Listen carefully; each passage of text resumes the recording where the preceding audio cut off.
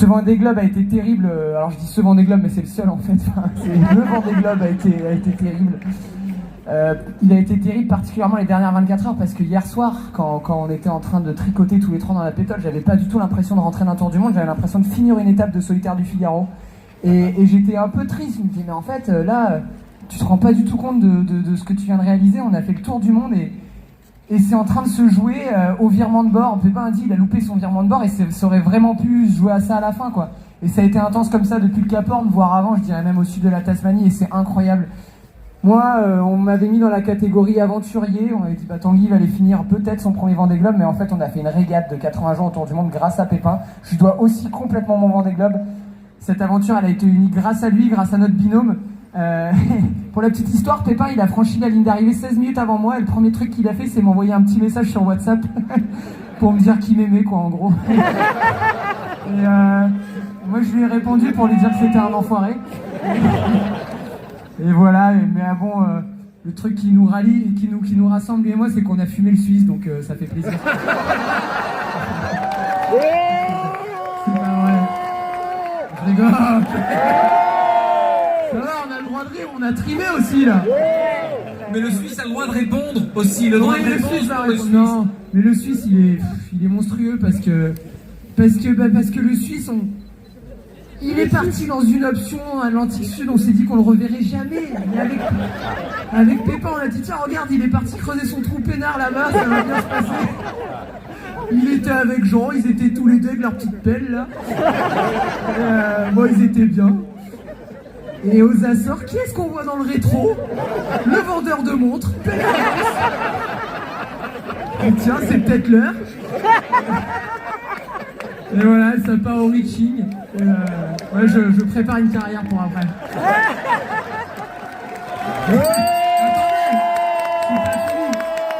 C'est pas fini parce que bon, ça part au reaching, on est bord à bord, on se voit, je le vois, et pour la première fois de ma vie, je vois Hublot naviguer au reaching. Et en fait, c'est pas un bateau.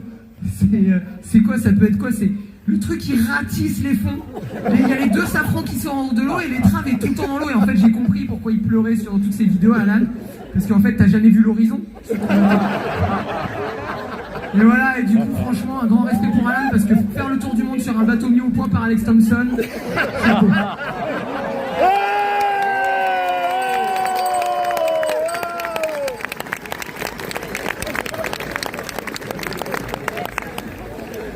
Toi aussi, tu as donné dans la chanson, d'ailleurs, quand tu voyais Jean.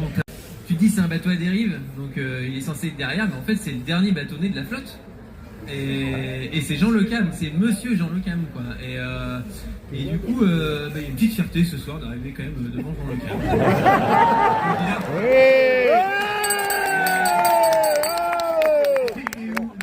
Il arrive, il nous entend, méfiez-vous. Non, ouais, un Vendée Globe en musique. C'est sûr que Hublot c'est un bateau qui est complexe. Hein. Effectivement, c'est Thompson qui. Mais viens, t'as déjà navigué dessus? Non. Mais viens, un petit peu.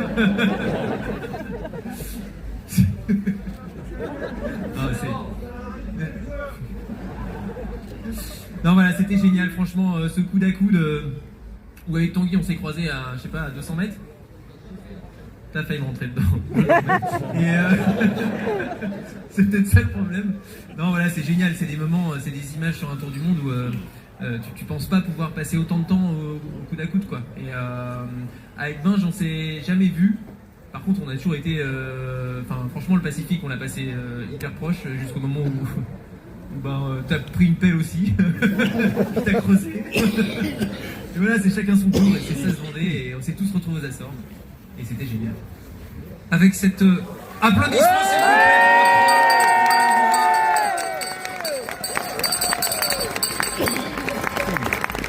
C'était fort tes mots aussi sur ce tour du monde, de faire à l'envers. C'était le plus dur par rapport à ce que tu évoquais juste après, là, sur le ponton. Ah, il y a deux choses. Il y en a plein qui m'ont dit, mais est-ce que c'est dur ou... Parce que, pour en revenir, avec Tanguy, on discute tranquillos aux Açores. Donc moi, j'ai les pieds contre la cloison à la VHF, on discute. Puis je lui dis, putain, la mer, elle est dure. Elle me dit, mais non, elle est trop bien, la mer. Je lui dis, c'est peut-être ton bateau qui est un peu dur. Et non, et clairement, je sais plus où je voulais en venir, mais Ça a été un Vendée Globe qui a été, je trouve, assez dur en termes de conditions de mer. Dans le sud, on a eu des conditions qui étaient très fortes. On a eu une remontée de l'Atlantique qui était particulièrement compliquée, beaucoup de phases de transition. Et c'est une course qui s'est jouée à l'élastique constamment, quoi. Moi, ce que j'ai vraiment apprécié, c'était de naviguer dans un groupe et de se tirer vers le haut constamment, quoi. Et donc là, il y a Joël Carlo et Isabelle qui arrivent. On a passé tout le Grand Sud côte à côte. C'est génial, quoi. C'est vraiment c'est prenant. Benjamin, tout aurait pu s'arrêter. Tu as eu des problèmes. Jean t'a aidé aussi à résoudre ces problèmes. Lui aussi, tu as découvert du Vendée Globe, c'est Tanguy, mais il y a eu cette entraide également avec ton mentor. Ouais, bah oui, c'est sûr que dans l'Indien, j'ai eu mon vérin qui tient ma quille qui a explosé. Et là, je me suis effondré en larmes. J'ai cru que c'était la fin de mon Vendée Globe. J'avais déjà eu une avarie de vérin sur la dernière course à laquelle j'avais participé, qui devait m'emmener à New York et qui finalement m'a amené aux Açores. Et j'étais terrifié à l'idée d'abandonner le Vendée Globe. Et Jean Le Cam m'a appelé et m'a dit on n'est pas à l'abri d'une bonne nouvelle. Je t'ai pas vu très habile de tes 10 doigts les 4 dernières années, mais là va falloir que tu t'y mettes. Et je crois que j'ai rattrapé le temps perdu.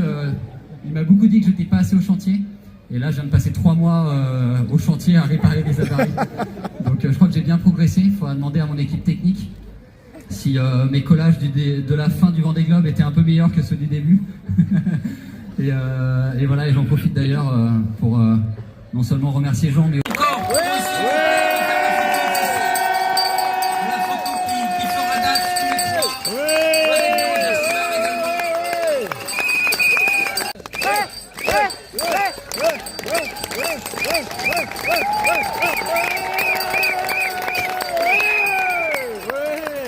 Messieurs, vous retournez s'il vous plaît un petit mot avec interview. Tu veux rajouter quelque chose? juste dire merci. Merci d'être là parce qu'on voit personne pendant 3 mois.